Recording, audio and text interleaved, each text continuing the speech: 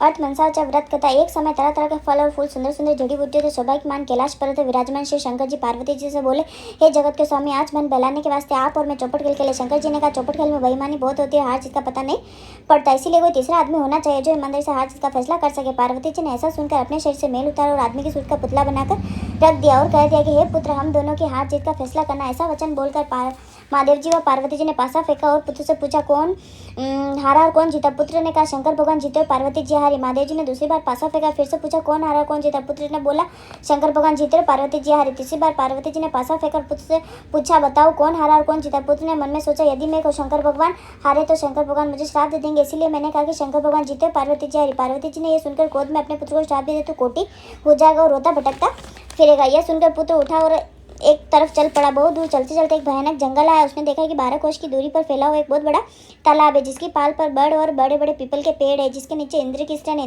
इंद्राणी, ब्रह्मा जी की स्त्रियां, ब्रह्मणी और देवता की स्त्रियां बैठकर व्रत का पूजन कर रही हैं। व्रत करते हुए स्त्रियों को देखकर पार्वती जी के पुत्र अंगद जी ने पूछा, तुम क्या कर रही हो? तब देवताओं की स्त्रियों ने कहा कि हम सब मनसावाचक नाम का व्रत का पूजन कर रही हैं। तब इसके करने से क्या फल मिलता है? तब देवताओं की स्त्रियों ने कहा कि इसके करने से मन की सभी इच्छाएं पूर्ण होती है। अंगद जी ने कहा कि इस व्रत को मैं भी करूंगा। ऐसा विचार कर उन्होंने किसी से चावल, किसी से सुपारी और पूजा का सामान लेकर व्रत करना शुरू कर दिया। अंगद जी को देवताओं की स्त्री ने व्रत का सारा तरीका बता दिया था। श्रावण शुद्धि के पहले सोमवार को कुंवारी लड़की से 2 अपनी सूत कतवा का डोरा करे और उस डोरे को गेरों में रंग कर शंकर भगवान का पूजन कार्तिक शुद्धि चौथ हर सोमवार तक करते रहे। कार्तिक शुद्धि चौथ के दिन इसका उजरण कर इसमें सवा सेर घी, सवा सेर गुड़, सवा सेर आटे का चूरमा बनाकर इसके 4 हिस्से बना लेवे और एक हिस्सा ब्राह्मण को देवे, एक हिस्सा साधु को देवे, एक हिस्सा गाय को देवे। ऐसा सब बांट लेवे, सबको बराबर देवे, किसी को कम किसी को ज्यादा न देवे। इसे बताए हुए नियम से अंगद जी को व्रत करते हुए 4 साल हो गए। इधर एक दिन अंगद को याद कर पार्वती जी ने महादेव से पूछा कि हमारा पुत्र को बहुत दिन हो गए हैं, कोई समाचार अभी तक नहीं आया, कृपा करके कोई ऐसा व्रत बताए जिसके करने से मेरा पुत्र मुझे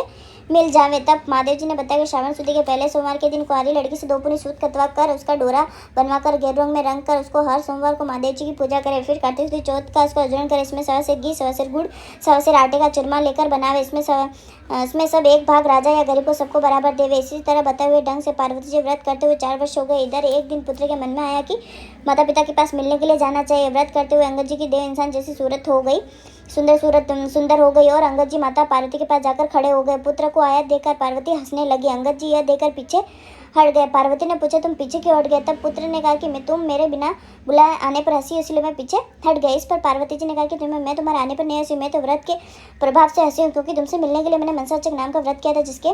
तब अंगद जी ने कहा कि मैंने भी यह व्रत किया है। पार्वती जी बोली, इस व्रत के करने से तुम्हारा श्राप मिट गया। यह व्रत मैंने किया तो तुम मुझे मिल गए, तुम क्या चाहते हो सो को। पुत्र बोला, मैं उज्जैन के लिए राज्य करना चाहता हूँ। यह कहकर उज्जैन की तरफ चल पड़ा। बहुत दूर चलते उज्जैन की तरफ चल पड़ा। उज्जैन पहुंचकर राजा रानी से मिला। राजा रानी बूढ़े हो गए थे। उनके कोई पुत्र नहीं था, केवल एक कन्या थी। राजा रानी ने सोचा, हम बूढ़े हो गए, इसीलिए अपनी कन्या का विवाह किसी अच्छे वर के साथ करके सारा राजपाट उन्हें संभाला देवे। ऐसा विचार करके उन्होंने स्वयंवर रचा, जिसमें देश विदेश के बड़े बड़े राजकुमार को बुलाया गया था। स्वयंवर में एक हथनी को सजाकर राजा ने हथनी में हाथ जोड़कर कहा कि हे हथनी देवी, इन सब में जो राज्य करने का अधिकारी वो करने के लिए श्रेष्ठ वर्षों के गले में माला डाल देना। यह कहकर हथनी की सूंड में माला पकड़ा दी। हथनी चारों तरफ देखभाल कर पार्वती जी के पुत्र अंगद जी के गले में माला डाल दी। तब सबने कहा कि हथनी चुप गई है। फिर हथनी को श्रृंगार कर और हाथ जोड़कर जो इस राज्य का भोगने का अधिकारी है वो राजकुमार के लिए अच्छा वर है, उसी के लिए में माला डाल देना। ये कहकर माला हथनी की सूंड में पकड़ा दी और अंगद जी को पहले ही वहां से निकाल दिया गया था। हथनी फिर घूम फिर कर बाहर निकल गई। फिर अंगद जी के गले में माला डाल दी। तब फिर सब लोगों ने कहा कि हथनी हमने हट कर ली है, इसीलिए उसी के गले में माला डाल दी है। ऐसा विचार कर उन्होंने हथनी को सजाया गया और माला देकर निवेदन किया कि हे गजरातु देवता स्वरूप है, सो इस राज्य का मालिक बनकर राज्य भोगने वाला हो, उसी के लिए वो राजकुमार के लिए श्रेष्ठ वर, उसी के लिए में माला डाल देना। अंगद जी को पहले ही वहां से मार पीट कर बाहर निकाल दिया गया था।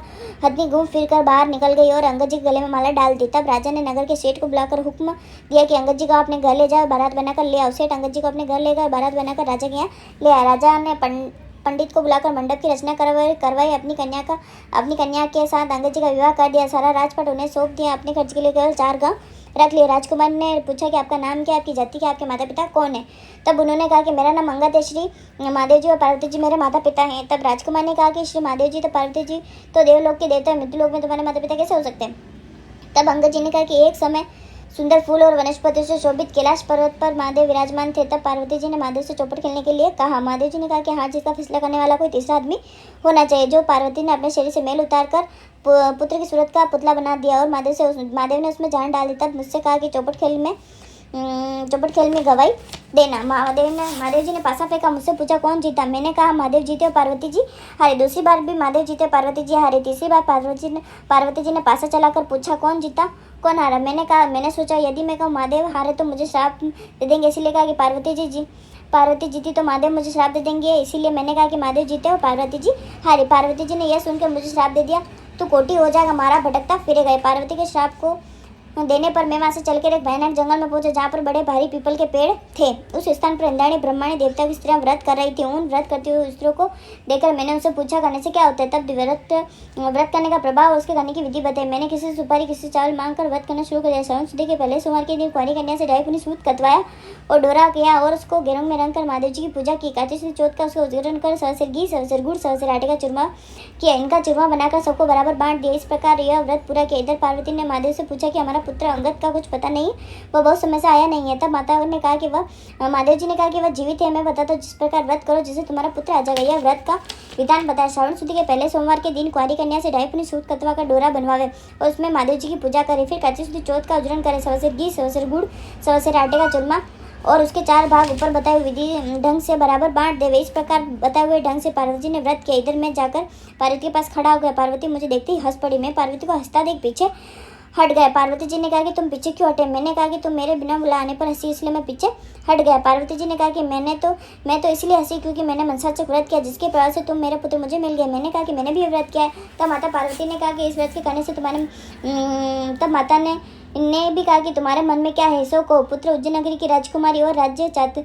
मिल जाए। तब पार्वती जी ने कहा कि तुम्हारे मन की इच्छा अवश्य पूर्ण होगी। अब उज्जैन नगरी राज्य भी मिल गया। अंगद जी ने अपनी विवाहित राजकुमारी से पूछा तुम्हारे मन में क्या है, सो कहो। राजकुमारी ने कहा कि हमारे बिना गर्भवास के पुत्र होना चाहिए। जब अंगद जी ने कहा कि तुम्हारे बिना गर्भवास के पुत्र उत्पन्न होगा, तुम मनसाचक व्रत ऊपर बताए ढंग से करना।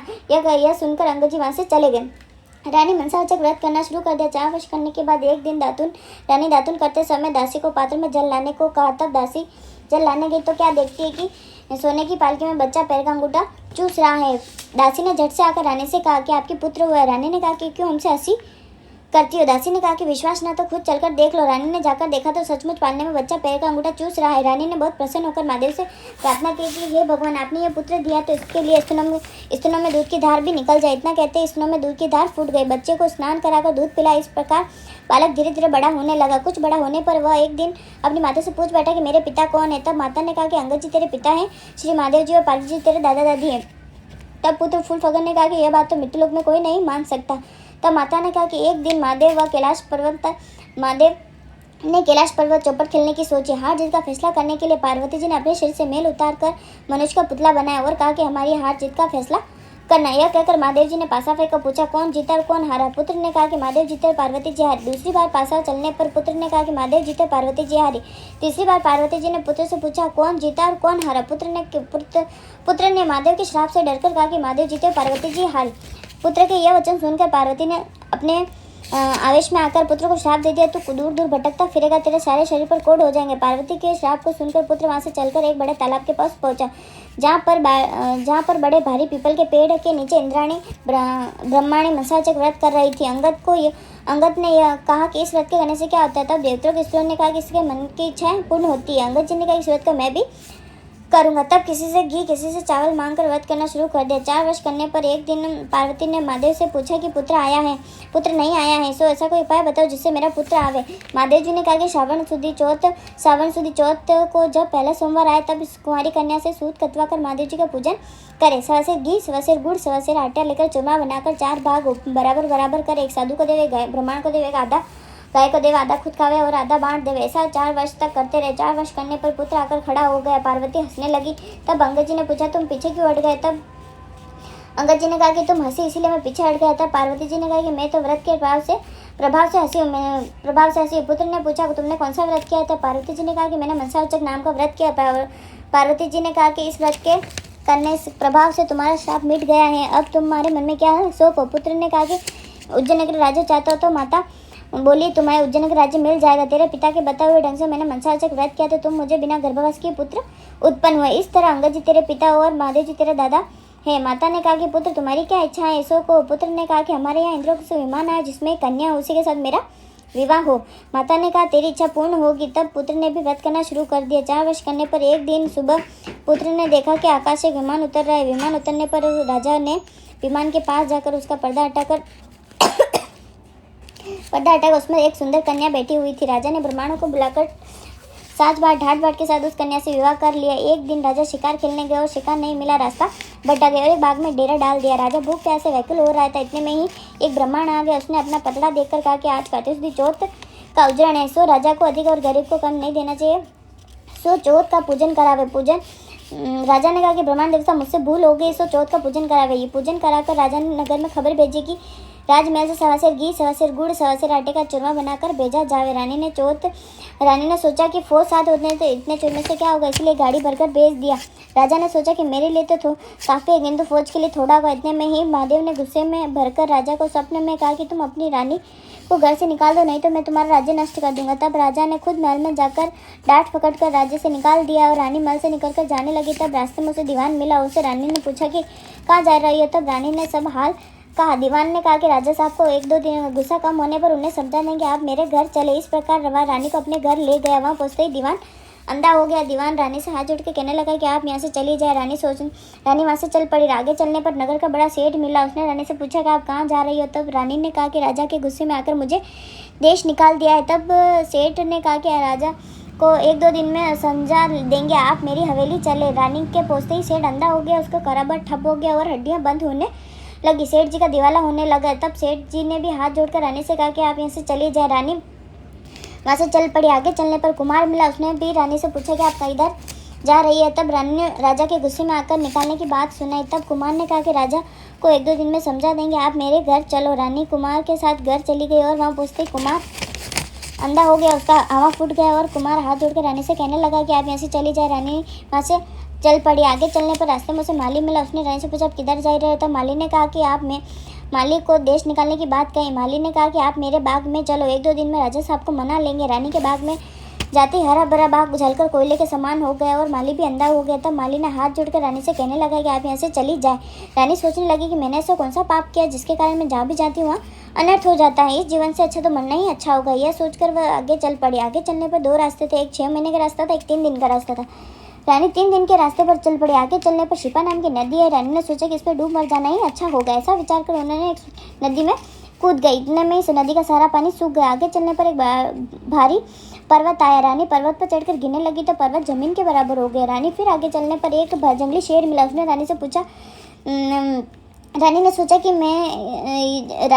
कि यदि मैं इसे छेड़ूंगी तो मुझे जरूर अवश्य खा जाएगा। यह सोचकर उसे हाथ फेरा तो वो पत्थर का हो गया। रानी फिर आगे चलने पर उसके अजगर मिला। उसने सोचा कि मैं इसे छेड़ूंगी तो ये मुझे जरूर खा जाएगा। यह सोचकर अजगर को छेड़ा तो वह रस्सी बन गया। फिर आगे चलते चलते एक भारी पीपल का पेड़ है जिसके नीचे कुआं था और महादेव जी का मंदिर था। उसमें बैठकर रानी ओम नमः शिवाय मंत्र का जाप पाठ करने लगी। उस दिन कार्तिक चौथ थी और उसके उजरण के लिए मंदिर का साधु गांव में गया हुआ था। आते समय उसे कुत्ते ने काट खाया। साधु ने सोचा कि मंदिर में ऐसा कौन पापी आ गया है जिसके कारण मुझे कुत्ते ने काटा। रानी के पास आकर साधु ने कहा कि ये कौन डाकन बैठी है। तब रानी ने कहा कि मैं कोई डाकन नहीं, मैं एक दुखी स्त्री। यदि आप मुझे धर्म की बेटी बनाओ तो मैं अपना हाल सारा आपको बताऊं। तब साधु ने कहा कि तुम मेरी धर्म की बेटी, सो अपना हाल कहो।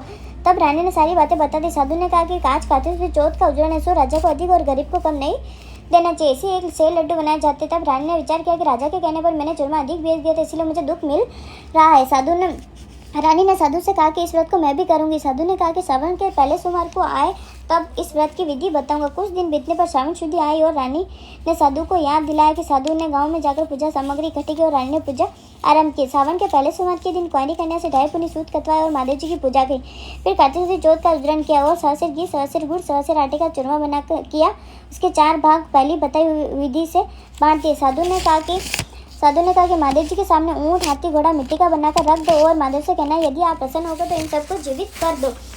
ओम नमः शिवाय मंत्र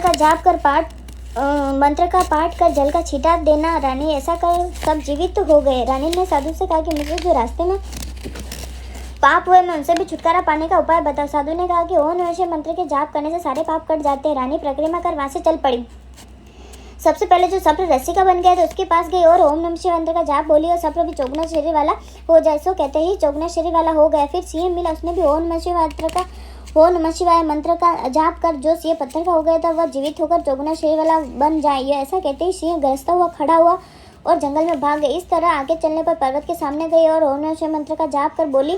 पर्वत भी चौगुना होकर खड़ा हो गया और यह कहते ही पर्वत भी चौगुना होकर खड़ा हो गया। यह चलकर मंत्र का जाप करने पर भी नदी भी चौगुनी होकर बहने लगी। माली का बाग हरा भरा हो गया और उसका अंदरपन जाता रहा। नगर के सेठ के यहाँ जाने पर उसकी हड्डियां भी चलने लगी और उसकी आंखों से दिखाई देने लगा। लक्ष्मी जी का भंडार भर गया। सेठ हाथ जोड़कर कहने लगा कि आपके प्रधान कमर है। लक्ष्मी की वर्षा हुई। इसी खुशी में ठाट बाटों को इसी खुशी में सारे नगर वालों को भोजन कराना चाहता हूँ।